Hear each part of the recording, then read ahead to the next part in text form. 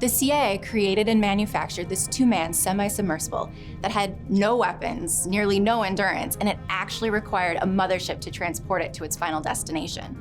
So what was the point of this small, cramped sub?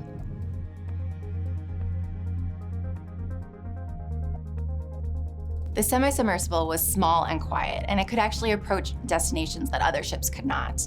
It was made of wood and aluminum, which made it really hard to be picked up on radar and sonar detection. It also could be sunk underwater up to 30 feet and left for 4 weeks. The mothership would take the semi-submersible within 50 miles of its objective.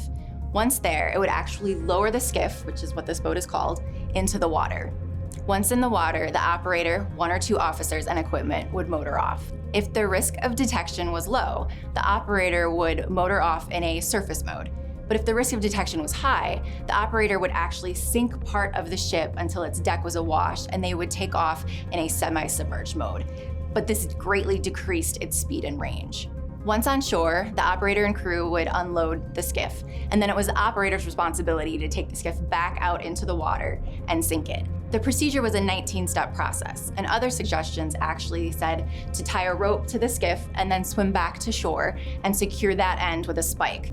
To retrieve the skiff, someone actually had to jump in, swim down without scuba gear, locate it, and then raise it by purging water from the ballast tanks in the crew compartment using compressed air tanks located in the stern. Once the crew compartment was above the water level, the operator and the crew could actually get in, motor off, and return back to the mothership, which sometimes could take up to 10 hours or more.